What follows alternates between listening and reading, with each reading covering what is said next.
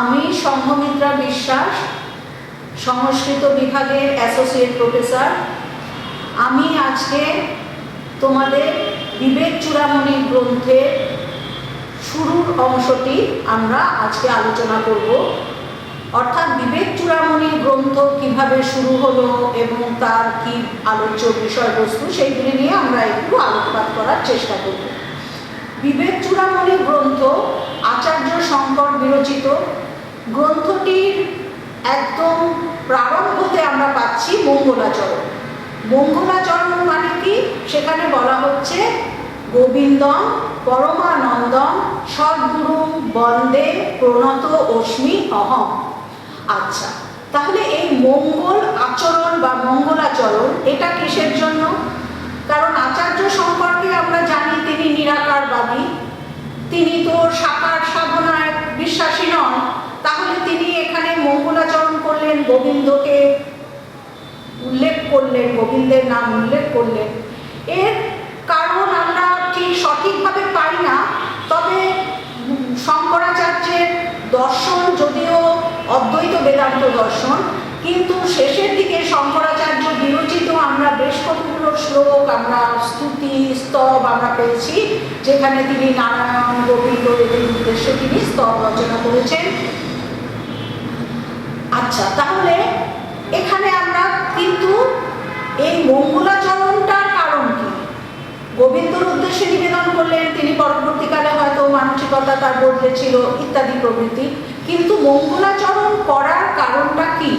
মঙ্গল আচরণ, মাঙ্গলিক আচরণ, অর্থাৎ ঈশ্বরকে আরাধনা করে, ঈশ্বরের নাম স্মরণ করে আমরা সাধারণত যে কোনো ভালো কাজ শুরু করি, সেই ধরনের একটি ঘটনা হচ্ছে মঙ্গলাচরণ।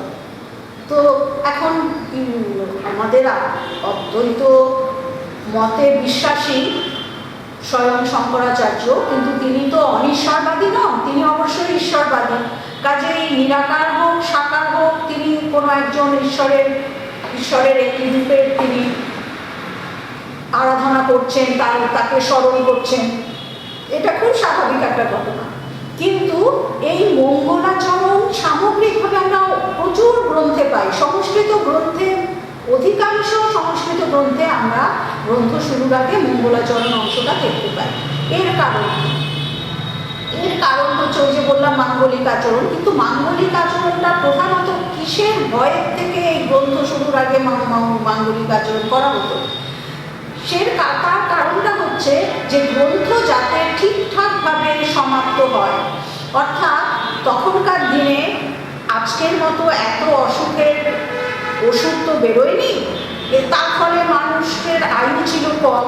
খুব তাড়াতাড়ি তারা বিভিন্ন অসুখে শয্যাগত হতো এবং সব অসুখের তো বললাম সব অসুখের ওষুধ তো ছিল না, এবং খুব তাড়াতাড়ি তাদের আয়ু বিনষ্টও হতো, অর্থাৎ তাড়াতাড়ি তারা মারা যেত। কাজেই লেখকদের একটা ভীষণ রকম একটা চাহিদা তাদের ছিল যাতে তার গ্রন্থটা ঠিক সময় সমাপ্ত হয়। সেই কারণে তারা মঙ্গলাচরণ করতেন। কিন্তু এই ক্ষেত্রে আমরা দেখতে পেয়েছি যে কাদম্বরী গ্রন্থে বাণভট্ট, তিনি একজন বিখ্যাত গদ্যকাব্যকার, তিনি তার গ্রন্থে কিন্তু শুরুতে মঙ্গলাচরণ করেছেন, কিন্তু তার গ্রন্থ শেষ হয়নি।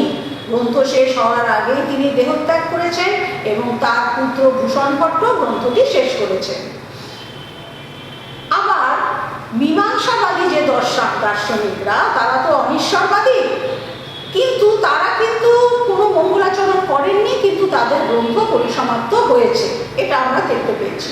তাহলে মঙ্গলাচরণ করার প্রয়োজন কি? এই প্রশ্নটি পরবর্তীকালে উঠল। তার কারণ আমাদের তো বিষয় সম্পত্তি অধিকারের প্রয়োজন, এই ধরনের আমাদের একটা দিক আছে। আমাদের শব্দশাস্ত্র বা আমাদের শব্দানুশাসনে বলা হচ্ছে যে প্রয়োজন ছাড়া কেউ কোনো কাজ করে না। তা অর্থাৎ প্রয়োজন যদি না থাকে তাহলে আমি সেই কাজটা করবো কেন? তাহলে মঙ্গলাচরণ করে যদি আমার উদ্দেশ্য পরিপূর্ণ না হয়, তাহলে কেন আমি মঙ্গলাচরণ করব? এর উত্তরও দেওয়া হয়েছে। এর উত্তরে বিভিন্ন দার্শনিকরা বলছেন যে না, দেখো, মঙ্গলাচরণ করলে তোমার গ্রন্থ পরিসমাপ্ত হবে, তবে যদি খুব বেশি বিঘ্ন থাকে, বিঘ্ন বাহুল্য যদি থাকে, এবং সেক্ষেত্রে যতটা মঙ্গলাচরণ তোমার করা দরকার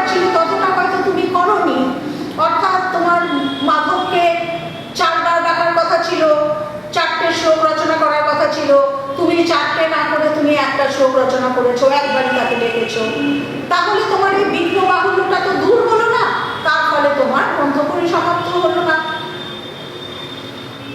আবার যারা মঙ্গলাচরণ করেননি কিন্তু গ্রন্থ তাদের পরিসমাপ্ত হয়েছে, তাদের ক্ষেত্রটা কি?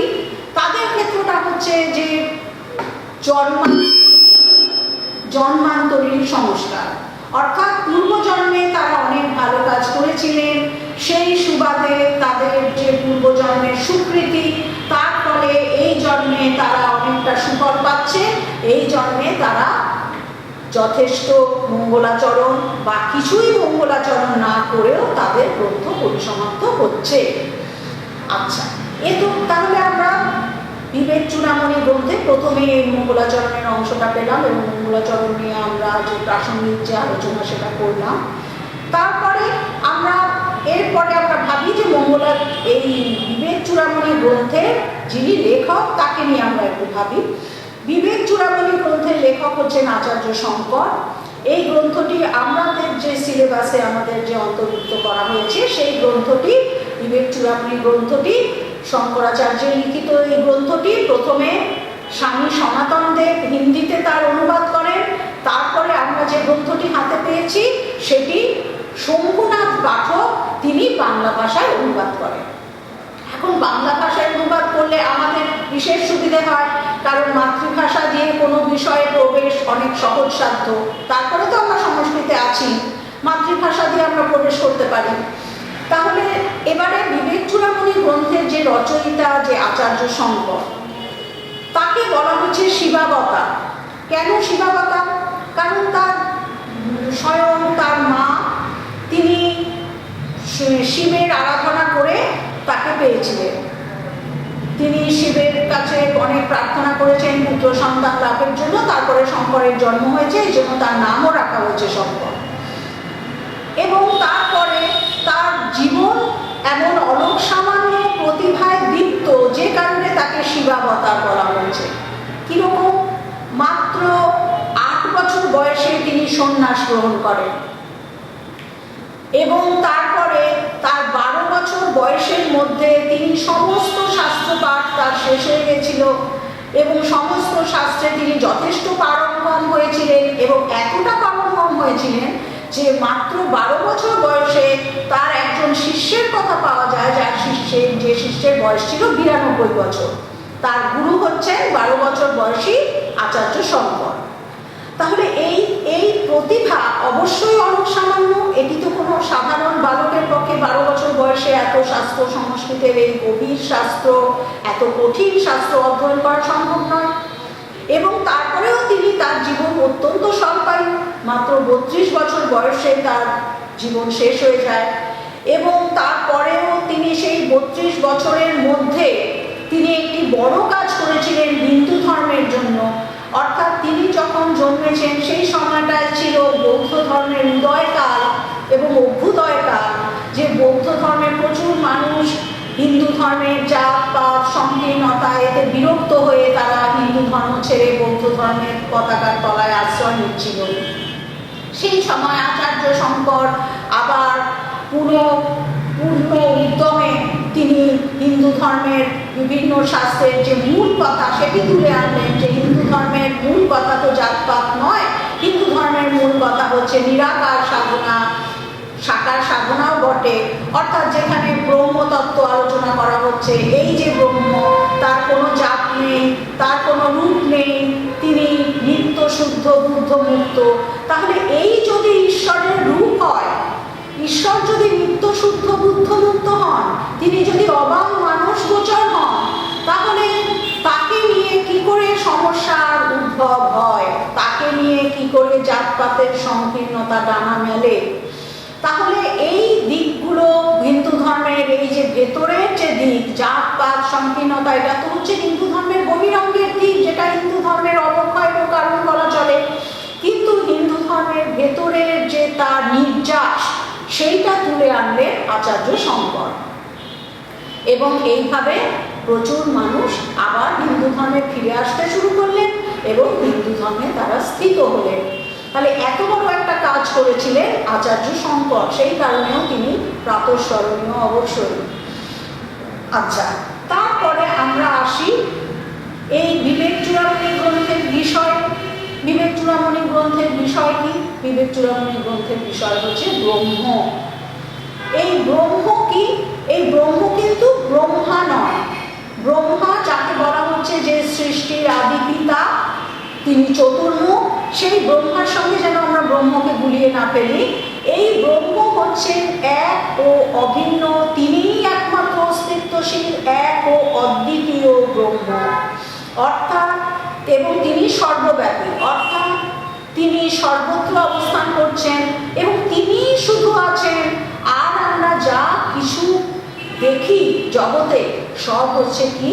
মায়া, অবিদ্যা, অজ্ঞান, মিথ্যা।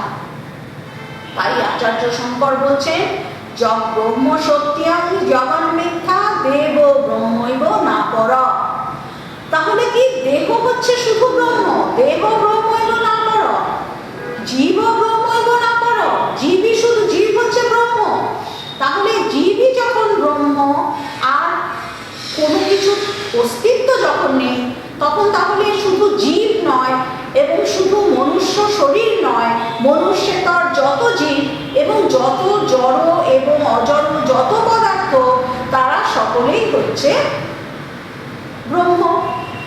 আর ব্রহ্ম যখন আমরা বলছি সর্বব্যাপী, যে সর্বত্র তিনি অবস্থান করছেন, তাহলে সর্বত্র তো আমরা বিভিন্ন জিনিস দেখতে পাই।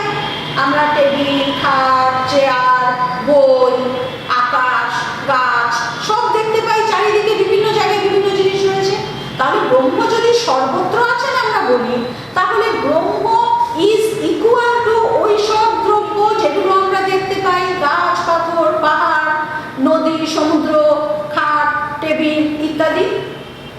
এটা যদি না হয় তাহলে তো ব্রহ্ম এক এবং ব্রহ্ম সর্বব্যাপী, তিনিই শুধু আছেন, এই তত্ত্বটাই আমাদের দাঁড়ায় না। আচ্ছা, তাহলে ব্রহ্ম সর্বব্যাপী, তিনিই শুধু আছেন, তাহলে তিনিই শুধু আছেন এইটাই যদি হয়, তাহলে আমাদের প্রয়োজনগুলো, জাগতিক প্রয়োজনগুলো কি করে মেটে? আমাদের যখন জল পিপাসা পায়, আমাদের তো জলই খেতে হয়, তখন তো আমরা ব্রহ্ম আছেন বলে আমরা যদি চুপ করে বসে থাকি, আমার জল পিপাসা মিটবে না। আমার যদি খিদে পায়, আমাকে খাবারই খেতে হবে, তখন ব্রহ্ম আছেন, তিনি সর্বব্যাপী ভেবে যে খাবারটাও তো তিনি, সেটা ভেবে যদি আমি বসে থাকি, তাহলে খাবার তো আমার মুখে এসে ঢুকবে না। সেই ক্ষেত্রে বলা হচ্ছে যে ব্রহ্ম হচ্ছেন পারমার্থিক সত্য। আর এই যে যেগুলো আমাদের জীবনের প্রয়োজন মেটায়, আমাদের খাদ্য, বস্ত্র, অন্ন, সেই সবগুলো হচ্ছে আমাদের জাগতিক প্রয়োজন মেটায়। আর ব্রহ্ম হচ্ছে পারমার্থিক সত্য। সেক্ষেত্রেও আবার প্রশ্ন উঠবে যে জাগতিক আর পারমার্থিক সত্যের মধ্যে যদি এতটা পার্থক্য থাকে, তাহলে আমরা কোন সত্যকে গ্রহণ করব? ব্রহ্ম দিয়ে যদি আমার জাগতিক প্রয়োজন না মেটে, তাহলে আমার ব্রহ্মের জ্ঞান আমি কেন অর্জন করতে যাব?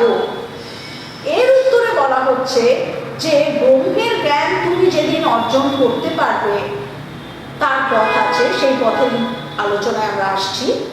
ব্রহ্মকে যেদিন তুমি জানবে, ব্রহ্মের জ্ঞান যেদিন তোমার হবে, সেদিন এই জাগতিক প্রয়োজনগুলো তোমার কাছে কোনো কথা রাখবে না, কোনো প্রয়োজন থাকবে না।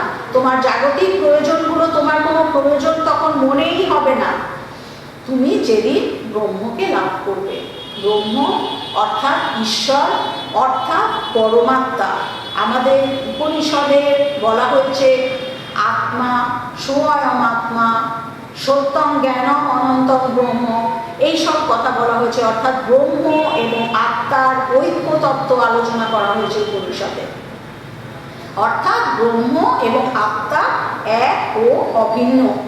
আত্মা বলতে এখানে কিন্তু আমরা যে ভূত অর্থে যে আত্মা শব্দটা ব্যবহার করা হয়, ভূত বলতে এখানে অতীত নয়। ভূত বলতে ইংরেজিতে দুটো শব্দ আছে, বাংলায় এরকম কোনো শব্দ নেই, ইংরেজিতে দুটো শব্দ আছে, একটা হচ্ছে স্পিরিট, একটা হচ্ছে সোল।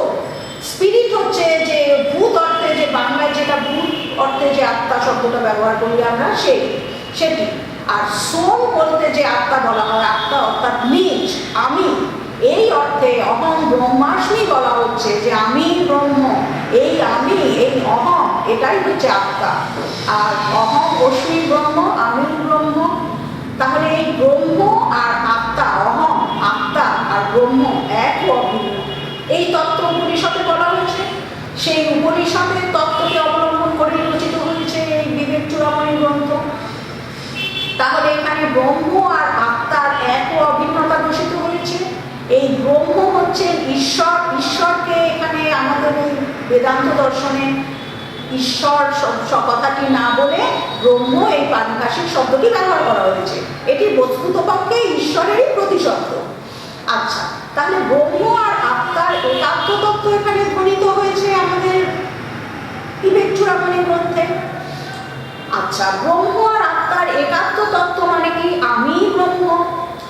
তাহলে এই কথাটা কিন্তু আমরা জানলাম, আমি বই পড়ে জানলাম, আমি গুরুর কাছ থেকে শুনে জানলাম যে আমি ব্রহ্ম।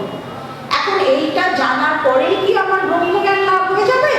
এবং ব্রহ্মজ্ঞান লাভ হয়ে যাবে, তারপরে আমার জাগতিক প্রয়োজন আমার সব নষ্ট হয়ে যাবে, আমি তখন পারমার্থিক প্রয়োজনের দিকে স্থিত থাকবো, এটা কি সম্ভব? না, এটা সম্ভব নয়।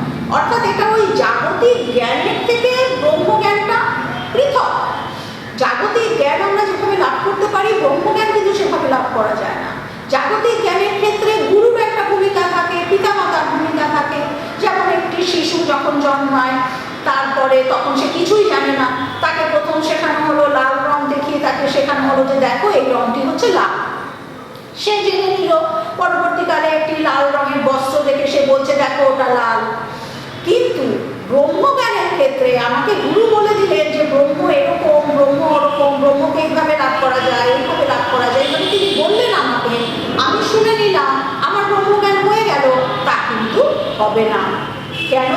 এটা কিন্তু একদম প্রত্যেকে ইন্ডিভিজুয়ালি, পৃথক পৃথকভাবে প্রত্যেককে ব্রহ্মজ্ঞান লাভ করতে হবে।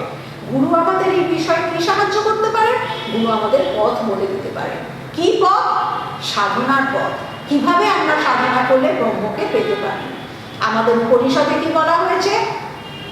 বৃহদারণ্যক উপনিষদের ৫ম অধ্যায়ের ৪র্থ অধ্যায়ের ৫ম ব্রাহ্মণে বলা হয়েছে আত্মা বা অরে দ্রষ্টব্য, শ্রোতব্য, মন্তব্য, নিধিধ্যাসিতব্য।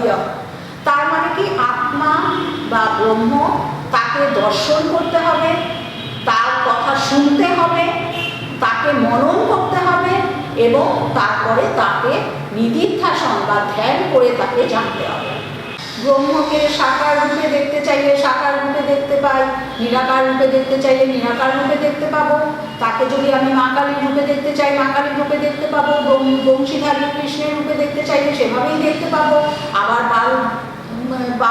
বাল গণেশের রূপে দেখতে চাইলে সে বাল গণেশের রূপে দেখতে পারি, ইত্যাদি প্রভৃতি। অর্থাৎ আমি যেভাবে তাকে দেখতে চাই আমি সেভাবে তাকে দেখতে পাবো। আমার ধ্যানে তিনি সেভাবেই উপস্থাপিত হবেন।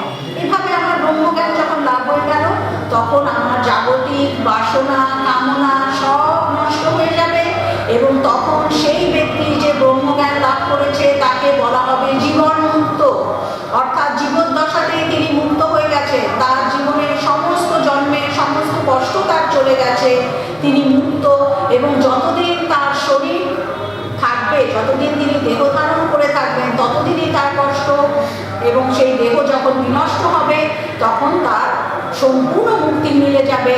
জীবন মুক্ত দেহ ধারণ অবস্থাতেই তিনি মুক্তি পেয়ে গেছেন ঠিকই, কিন্তু দেহ যতদিন থাকবে ততদিন দেহ সম্পর্কিত যত কষ্ট তাকে ভোগ করতে হবে। দেহ যেদিন বিনষ্ট হয়ে যাবে প্রকৃতির নিয়মে, সেই দিন আর তার কোনো কষ্ট থাকবে না, তিনি সম্পূর্ণ মোক্ষ লাভ করবেন, সচ্চিদানন্দময় পরব্রহ্মকে তিনি দর্শন করতে পারবেন। তাহলে আজকে আমরা এই পর্যন্তই থামি, পরের দিন আমরা বেশি গভীরে যাব।